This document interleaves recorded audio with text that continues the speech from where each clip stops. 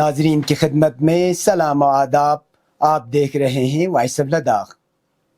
آج سوموار ہے دسمبر کا 11 اور جمادی الاول کی 26 تاریخ. آج کی تازہ ترین خبروں کے ساتھ 7:30 بجے کی بلیٹن میں سعید ہاشم رضوی حاضر ہوں. آپ دیکھ رہے ہیں آپ کا پسندیدہ news channel voice of Ladakh.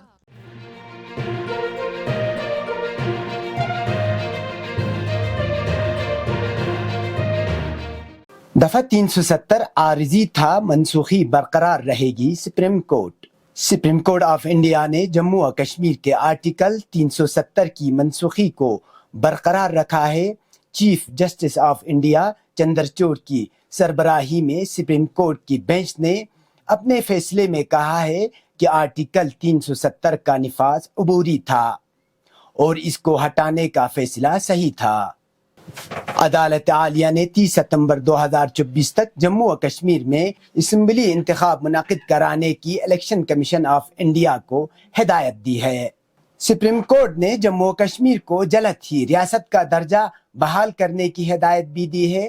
وہیں عدالت عالیہ نے لداخ کو یوٹی بنانے کے فیصلے کو بھی برقرار رکھا ہے.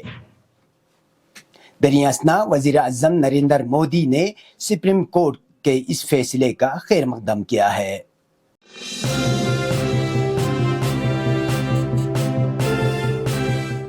Lieutenant governor UT Ladakh doctor B D Mishra 5 روزہ دورے پر کرگل پہنچے ہیں. اس دوران ایل جی موصوف نے راج بھون میں مختلف عوامی وفود سے ملاقات کی.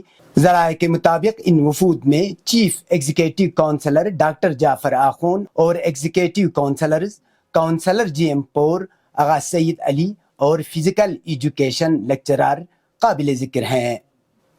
اس دوران ایل جی موصوف نے وفد کو ان کے جائز مطالبات کو حل کرنے کی یقین دہانی کی.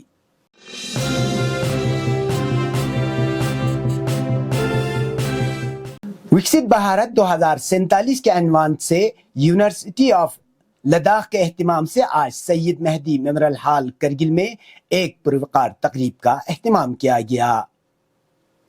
اس تقریب میں L G Ladakh doctor B D Mishra بطور مہمان خصوصی موجود تھے.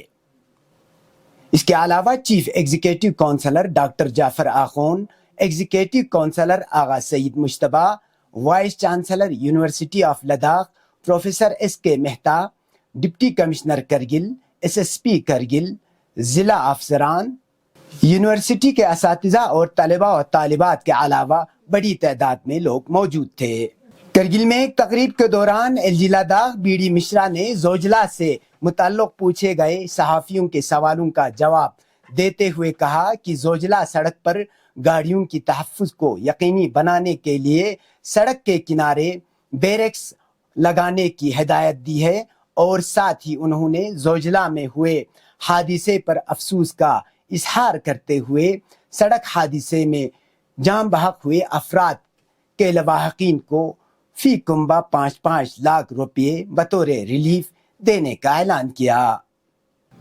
دیکھو متروں، ایسا ہے نا کہ یہ جو آج وکست بھارت کے لیے ہم نے یہ جو پروگرام کیا ہے نا، یہ جن بھاگیداری کا پروگرام ہے. یہ صرف ایک آدمی کا پروگرام نہیں ہے. یہ ہمارے بچے کا ہے، ہماری ماں کا ہے، ہماری بہن کا ہے، یہ ہماری بیٹی کا ہے، یہ ہمارے بزرگ کا ہے. اور جب ہمارے بزرگ، ہماری ماں، ہماری بہنیں، ہماری بیٹیاں، ہمارے بیٹے اس میں لگ جائیں گے، 2047 میں ہم وکست بھارت ہوں گے. اور وکست بھارت کی ڈیفینیشن کیا ہے؟ وکست بھارت کی ڈیفینیشن کیا ہے کہ آپ کوئی بھی ایسا انسٹیٹیوشن ہو جہاں پر عمدہ پڑھائی ہو، جہاں پر عمدہ کام ہو، ہمارے عمدہ پروڈکٹ ہوں، ہمارے عمدہ کھانے کی چیزیں ہوں. ہم کو اپنے اوپر سب چیزیں ذمہ داری سے کرنی چاہیے اور ہم کو کسی کے اور دیش کی ضرورت نہیں ہونی چاہیے کہ امپورٹ ہو یا میڈ ان کہیں اور ہے ہم اس کو خریدیں. میڈ ان انڈیا برانڈ ہو. متروں، یہ سب کو کرنا چاہیے. اور ہمارے پترکار بھائی، آپ کی ایک بہت بڑی ذمہ داری ہے، اور آپ اگر پرمٹ کرو تو میں آپ کو بتا دوں आप इसको करेक्ट तरीके से प्रोजेक्ट करो, सबको इन्वॉल्व करो और विकसित भारत के लिए काम करो। मैंने 2 काम किए हैं। एक तो जो जिला पास में 2 ये कंस्ट्रक्शन एजेंसी हैं सरकार की, इनको मैंने कहा कि एक को दो। मैंने कल बात किया DGBR से, मैंने कहा कि आप वहाँ पर बैरिकेडिंग करो। 5-5 लाख रुपए मैंने उनको ये एक अनुदान की राशि है, क्योंकि वो चले गए। बड़ा अफसोस है, बहुत अफसोस है, हमको बहुत अफसोस है। तो हमने ये किया है और मैं इंशाल्लाह भगवान की कृपा, ईश्वर की कृपा, प्रभु की कृपा, हम वहाँ पर बैरिकेडिंग करेंगे और एक ही हम पूरा बालटाल तक हम एक आदमी को जिम्मेवारी देंगे। अभी बीच में है तो कुछ होता नहीं, ये बहुत गड़बड़ बात है, इसको हम कर रहे हैं। कल ही मैंने DGBR से कहा है, वो कहता है मैं आपको टेलीफोन करूँगा।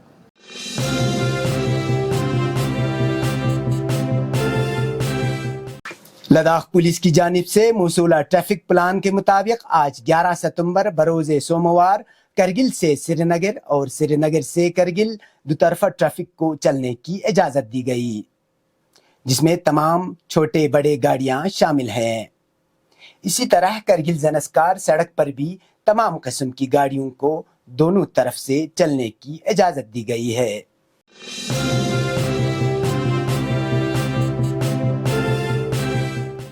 गुज़श्ता 24 घंटों के दौरान करगिल में दर्ज हरारत -11.4 डिग्री सेंटीग्रेड दर्ज किया गया है। इसी तरह ज़िले लेह में दर्ज हरारत -10, ज़नस्कार में कम से कम -14.3 डिग्री सेंटीग्रेड और द्रास में दर्ज हरारत -11.7 डिग्री सेंटीग्रेड रिकॉर्ड किया गया है।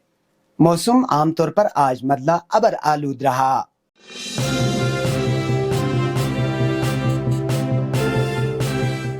अब मुल्की खबरें। इंडिया अलायंस के लीडरों की अगली मीटिंग 19 दिसंबर को दिल्ली में होगी। इन बातों का इजहार कांग्रेस के जनरल सेक्रेटरी जे राम रमेश ने इतवार को कहा।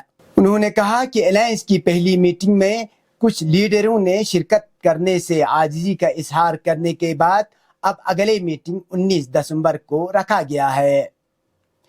इस मीटिंग में इंडिया अलायंस 2024 पार्लिमानी इंतखाबात से मुताल्लिक़ हुक्मरान जमात BJP से मुकाबला करने के अपने मंसूबे पर तबादले ख्याल करने और इसे हतमी शक्ल देने का इम्कान है। याद रहे, कांग्रेस को हाल ही में हुए असेंबली इंतखाबात में अपनी खराब कारकर्दगी के बाद इत्तेहाद में शामिल दीगर पार्टियों की नाराजगी का सामना है।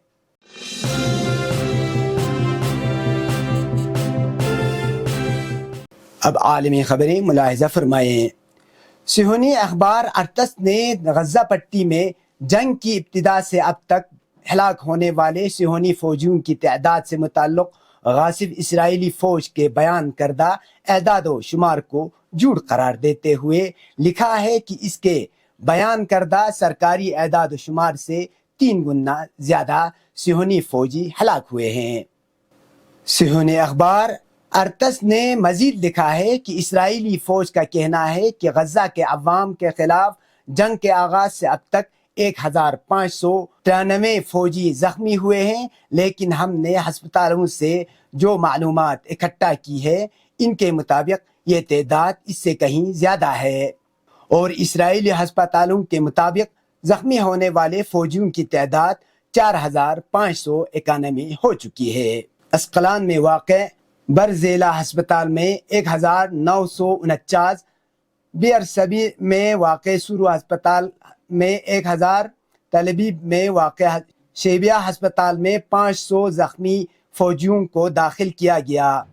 इस अखबार की रिपोर्ट के मुताबिक गज़ा के ख़िलाफ़ सिहोनी हुकूमत की जंग के आगाज़ से अब तक 10,584 इसराइली ज़ख्मी हो चुके हैं, जिनमें से 131 इलाज मुआलजे के दौरान मौत के मुंह में चले गए हैं, जबकि 471 सिहोनियों की हालत खतरे से बाहर बताई जाती है। इस दौरान ज़राए के मुताबिक गज़ा में सिहोनी हवाई हमले में मरने वालों की तादाद 18,000 से तजावुज़ कर गई है। یہ تھے اب تک کی خبریں. کل تک کے لیے مجھے اور میرے ٹیم کو دیجیے اجازت. خدا حافظ.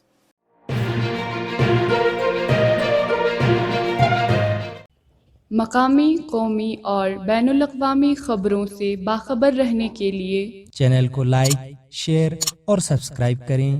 ساتھ ہی بیل آئیکن دبانا نہ بھولیں.